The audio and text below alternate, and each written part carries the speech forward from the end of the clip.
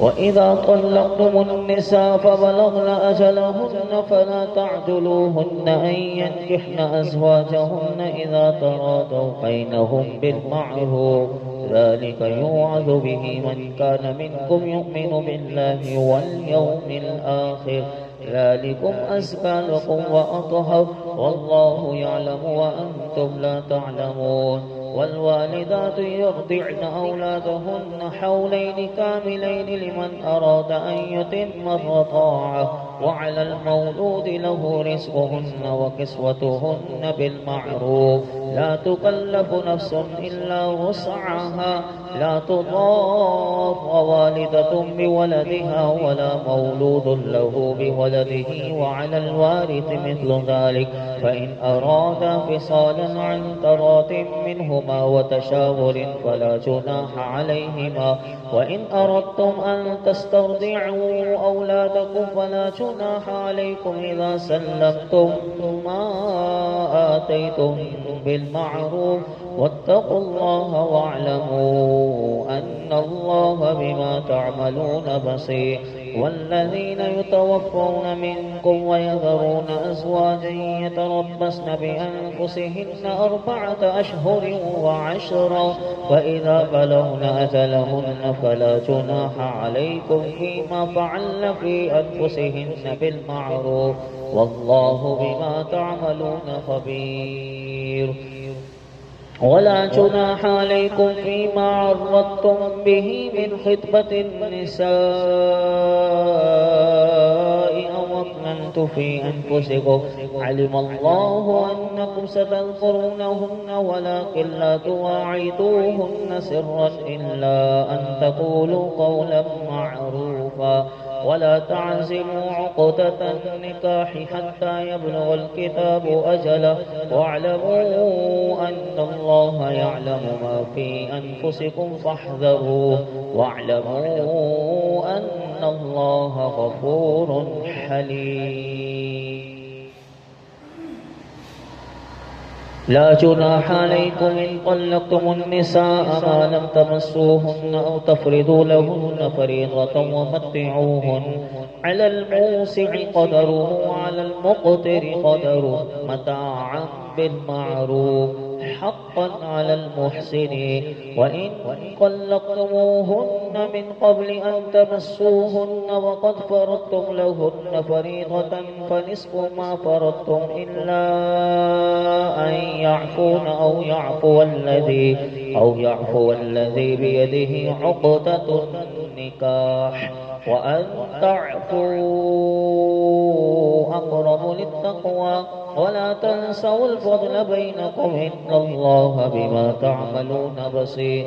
حافظوا على الصلوات والصلاة الوسطى وقوموا لله قانتين. فإن خفتم فرجالا أو ركبانا فإذا أمنتم فاذكروا الله كما علمكم ما لم تكونوا تعلمون. والذين يتوفون منكم ويذرون أزواجا وصية لأزواجهم متاعا إلى الحول غير إخراج، فإن خرجن فلا جناح عليكم فيما فعلن في أنفسهن من معروف، والله عزيز حكيم. وللمطلقات متاع بالمعروف حقا على المتقين، كذلك يبين الله لكم آياته لعلكم تعقلون. ألم تر إلى الذين خرجوا من ديارهم وهم ألوف حذر الموت فقال لهم الله موتوا ثم أحياهم إن الله لذو فضل على الناس ولكن أكثر الناس لا يشكرون. وقاتلوا في سبيل الله واعلموا أن الله سميع عليم. من ذا الذي يقرض الله قرضا حسنا فيضاعفه له أضعافا كثيرة، والله يقبض ويبسط وإليه ترجعون. ألم تر إلى الملأ من بني إسرائيل من بعد موسى إذ قالوا لنبي له مبعث لنا ملكا نقاتل في سبيل الله قال هل عسيتم إن كتب عليكم القتال ألا تقاتلوا قالوا وما لنا ألا نقاتل في سبيل الله وقد أخرجنا من ديارنا وأبنائنا فلما كتب عليهم القتال تولوا إلا قليلا منهم والله عليم بالظالمين وقال لهم نبيهم إن الله قد بعث لكم طالوت ملكا قالوا أنى يكون له الملك علينا ونحن أحق بالملك منه ولم يؤت سعة من المال قال إن الله اصطفاه عليكم وزاده بسطة في العلم والجسم والله يؤتي ملكه من يشاء والله واسع عليم وقال لهم نبيهم إن آية ملكه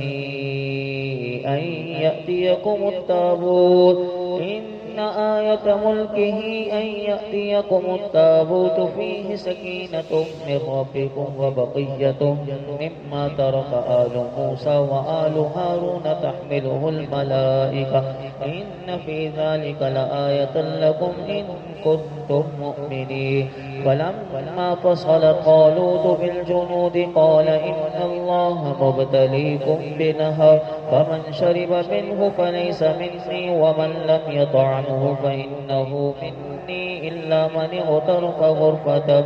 بيده فشربوا منه إلا قليلا منهم فلما جاوزه هو والذين آمنوا معه قالوا لا طاقة لنا اليوم بجالوت وجنوده قال الذين يظنون أنهم ملاقو الله كم من فئة قليلة غلبت فئة كثيرة بإذن الله والله مع الصابرين ولما برزوا لجالوت وجنوده قالوا ربنا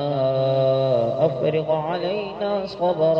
صبرا وثبت أقدامنا وانصرنا على القوم الكافرين فهزموهم بإذن الله وقتل داود جالوت وآتاه الله الملك والحكمة وعلمه مما يشاء ولولا دفع الله الناس بعضهم ببعض لفسدت الأرض ولكن الله ذو فضل على العالمين تلك آيات الله نتلوها عليك بالحق